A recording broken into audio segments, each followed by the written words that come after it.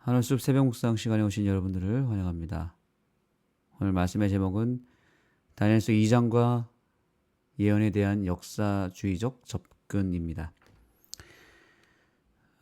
다니엘서 2장은 성경 예언에 있어서 가장 기초가 되면서 가장 대표적인 예언의 말씀이기도 합니다.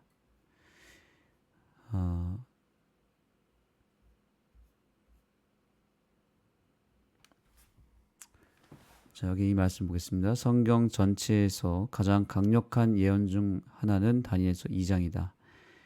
예수님의 초림으로부터 무려 500년 전 시대의 선지자는 자신의 때인 바벨론 시대부터 메데 페르시아 그리고 그리스 로마를 거쳐 로마가 분열되고 오늘날과 같은 현대 유럽 국가에 이르기까지 세계 역사를 예언한다.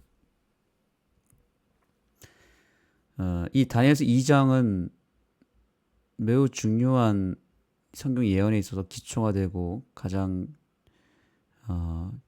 중요한 본문이기도 합니다. 여기에서부터 출발해야만 다니엘서 전체 예언이 풀리고 또한 요한계시록의 예언도 풀리게 됩니다. 다니엘서 2장에서 나오는 짐승들이 각 나라를 상징하죠. 그리고 그것이 요한계시록에 가면 복합짐승으로 등장합니다. 다니엘서 7장의 내용들이죠. 2장에서 나온 다니엘서 2장에서 나온 금, 은, 동, 철이 있죠. 자, 이 다니엘서 2장에서 나타나는 나라들이 있습니다. 그 나라들에 대한 예언이 바로 이어서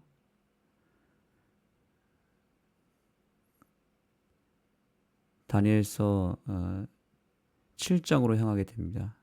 다니엘서 7장에 네 짐승이 나타나고요. 그것이 다니엘서 2장에 금은동철로 이어지게 되죠. 그리고 그 짐승들이 요한계시록의 복합짐승으로 이어집니다. 그래서 이 다니엘서 2장이 풀려야만 다니엘서 7장이 풀리고 다니엘서 7장이 풀려야 요한계시록의 복합짐승의 실체가 드러나게 됩니다. 그래서 이 다니엘서 2장을 통해서 작은 뿔이 바로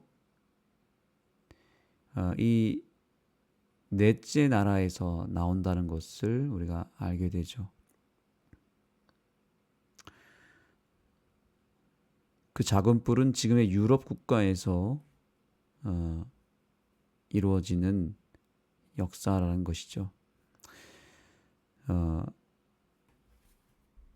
실제로 이 예언은 이러한 유럽 국가들에 대해 그들이 다른 민족과 서로 섞일 것이나 그들이 피차 합하지 아니함이 쇠와 진흙이 합하지 않음과 같을 것이니라 라고 말했다는 거죠. 이 예언은 놀랍게도 성취가 되어 왔다. 이것이 상당히 중요한 것은 사단이 이 사실을 알았기 때문에 히틀러를 동원하여 또 나폴레옹을 동원하여 유럽 전체를 하나로 통일해 보려고 노력하였습니다. 왜냐하면 그것만 통일되면 유럽이 한 국가가 돼버리면 하나님의 예언이 틀린 것이 돼버리기 때문에 어떻게든 합해 보려고 사단이 여러 번 시도했지만 다 실패했고 근현대사에 와서 히틀러가 세계 제2차 대전을 일으키면서 합해 보려고 했죠. 그러나 전혀 합해지지 않고 오히려 더 갈라져 버렸죠. 하나님의 말씀을 거스르면 안 된다는 것이 증명이 되었습니다. 2차 세계대전이 있을 때 독일군의 병사였던 한 우리 재림교회 젊은 군인이 있었습니다. 그가 위기의 순간에 독일군 노예로 끌려가게 되었을 때 그가 가까스로 살아나면서 그가 예언의 말씀을 알고 있었고 특별히 이 다니엘서 2장의 예언을 알고 있었습니다. 그의 군을 다스리고 있는 군대 지도자에게 그는 분명한 어조로 이야기했습니다. 절대로 독일이 이 유럽을 전체를 하나로 묶지 못할 것이고 반드시 독일은 무너지고 패하게 될 것이다 라는 이야기를 하였습니다. 그래서 그때 그의 말이 맞았다는 것이 증명이 되었는데 모두가 그렇게 얘기하지 않았습니다. 모두가 결국 유럽은 독일로부터 병합이 될 것이고 히틀러는 결코 실패하지 않을 것이라고 굳건히 믿고 있었던 상황에서 그 하젤 박사는, 하젤 군인은 절대로 히틀러는 성공하지 못할 것이고 실패할 것이다 라고 이야기했습니다. 바로 하나님의 말씀에 대한 예언의 분명한 메시지 때문에 그런 것이었습니다.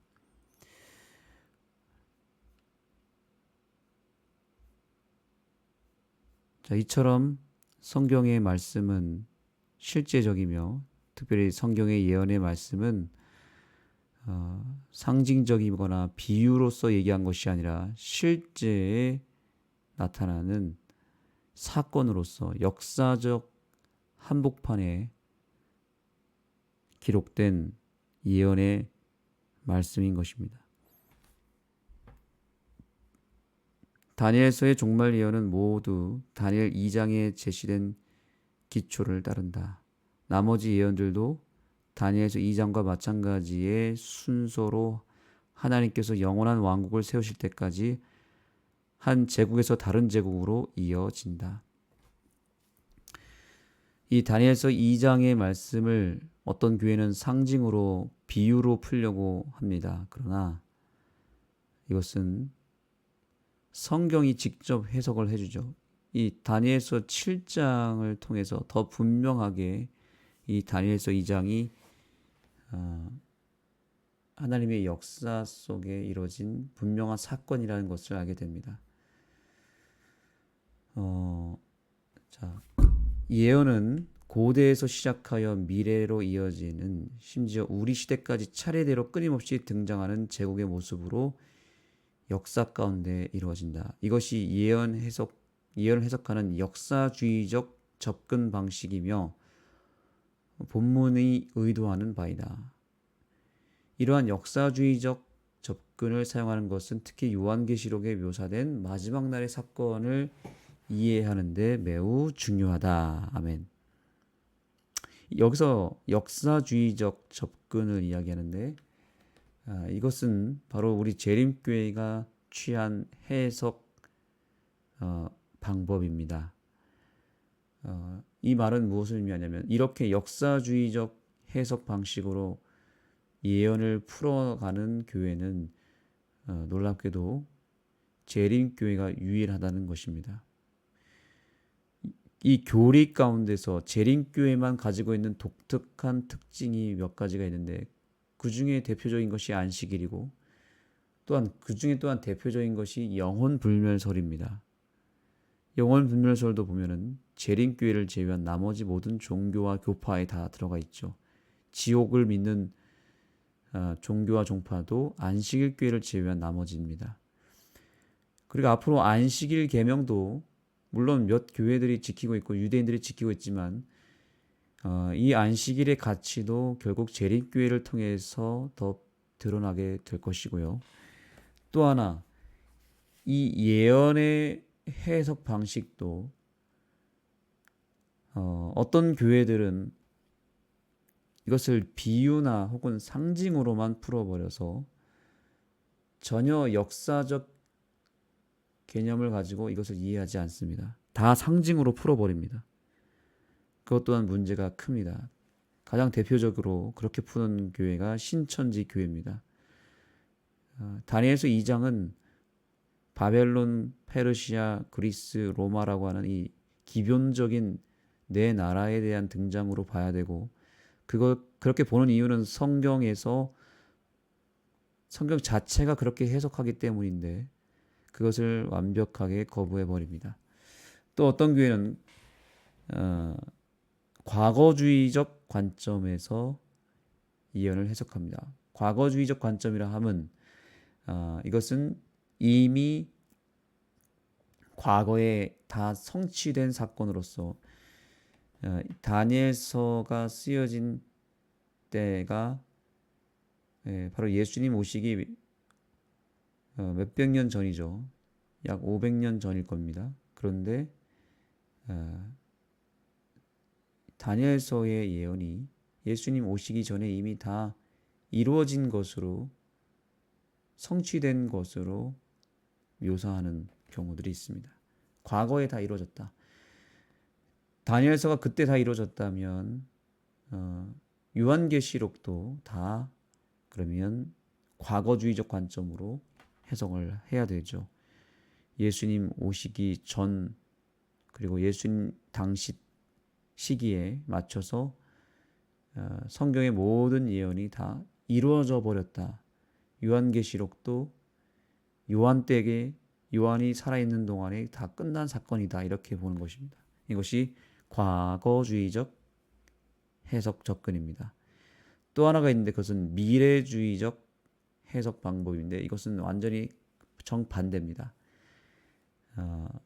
다니엘서와 요한계시록에 나타난 사건은 다 미래에 이루어질 무시무시한 사건이고 이것은 아직 이루어지지 않았고 앞으로 이루어질 것이다 라는 것입니다. 반은 맞고 반은 틀리죠. 미래주의적 관점이기 때문에 이미 과거에 일어놓은 다니엘서 2장과 같은 사건도 그 당시에 이루어진 것이 아니라 지금 이 시대에 벌어지는 사건으로 치부해 버립니다. 그것이 대표적으로 신천지를 비롯한 요즘에 우리가 소위 말하는 일요일교회, 개신교회에서 미래주의적 해석을 주로 다룹니다. 천주교 같은 경우는 과거주의적 해석을 따르기도 하고요. 또 일부는 미래주의적 관점을 따릅니다. 왜 그렇게 하는지 우리가 잘 알고 있습니다. 왜냐하면 역사주의적 관점으로 이해할 때에 작은 뿔의 실체가 나타나기 때문인데 사실 천주교회는 그 작은 뿔의 실체가 바로 교황권이라고 하는 것을 이미 알고 있습니다. 그래서 그 책을 봉환책으로 여겨버리고 연구하지 못하게 만들었습니다. 중세시대에 성경을 빼앗은 이유도 그 예언 때문이었다는 것이죠. 그리고 그 예언의 해석을 미래주의적 해석으로 바꿔버렸고 역사주의적 해석으로 따르는 자들을 핍박하고 작은 뿔의 실체를 철저하게 봉해버렸습니다. 그것이 바로 예언을 다루는 천주교의 카톨릭의 자세이고 또한 더 나아가서 수많은 개신교 교파들이 미래주의적 관점으로 성경 예언을 해석하고 있어서 요한계시록은 지금도 봉해졌다라고 믿습니다. 그래서 하나님이 봉해놨기 때문에 이건 함부로 읽어서는 안 되고 아무렇게나 해석하면 안 된다고 얘기하면서 아예 연구하기를 거의 하지 않고 있습니다. 거부한 것이나 다름없습니다. 제임교회는 엘렌 화이트를 통해서 받은 빚과 또한 안식일의 가치를 통하여 이 성경 예언의 모든 사건이 과거와 현재와 미래를 이어주는 역사주의적 관점에서 일어난 사건이며 세계사 안에서 지구의 역사, 즉 세계사 안에서 조화를 이룬다는 것을 우리는 이번 기회를 통해서 깨달아야 되겠습니다. 결론적으로 우리는 재림교회가 취한 이 역사주의적 접근이 가장 합리적인 방법이며 치우치지 않은 해석 방법이라는 것을 우리는 다시 한번 새기면서 우리 재림교회의 이 진리가 확실한 진리임을 확신하는 이 아침 시간이 되기를 간절히 소망합니다. 영감의 교훈을 읽고 마치겠습니다. 다니엘을 통해 미래의 신비들이 알려짐. 다니엘은 왕궁에서 맡은 그의 의무에 성실한 한편 하나님께 대한 그의 충성을 매우 성실하게 유지하였기 때문에 하나님께서 그를 바벨론 왕에게 보내는 당신의 사자로 높일 수 있었다.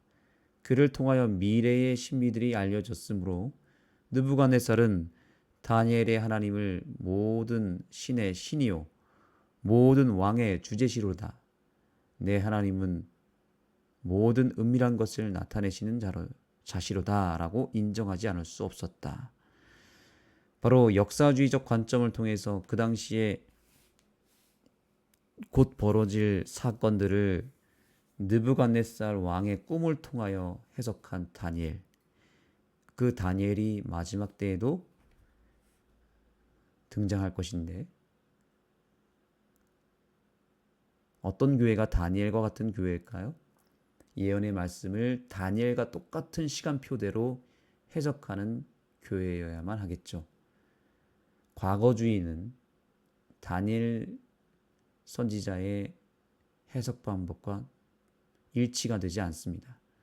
또한 미래주의 역시 다니엘의 해석 방법을 거스르는 일입니다.